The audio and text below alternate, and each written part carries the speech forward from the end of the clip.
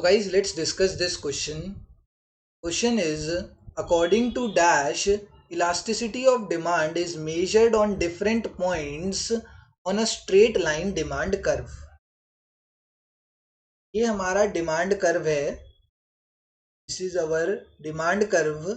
And इस demand curve पर मैं कोई भी अगर तुम्हें पॉइंट कहूँ, मैं कहूँ इस पॉइंट ए की मुझे इलास्टिसिटी निकाल कर दो, तो इस पॉइंट ए की elasticity without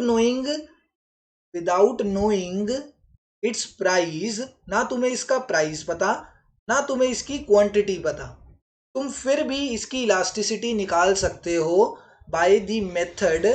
bye which method? By geometric method.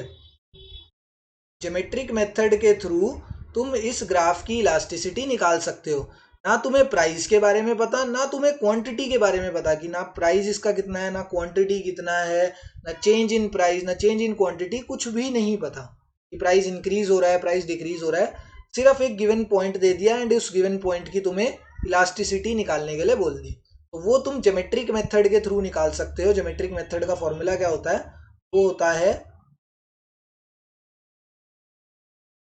Lower segment upon upper segment.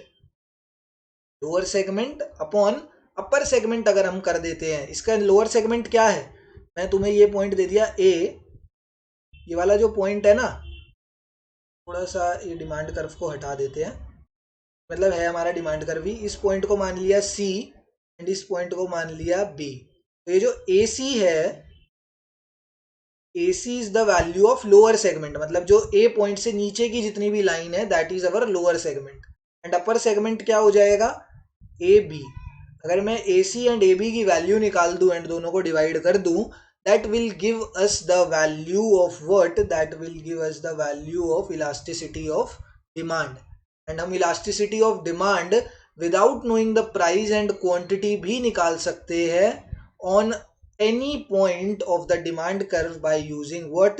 by using geometric और graphic method. इसको graphic method भी बोलते हैं और geometric method भी बोलते हैं.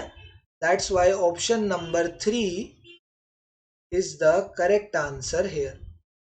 तो ऑप्शन नंबर 3 है, ये हमारा सही आंसर होगा. क्यों?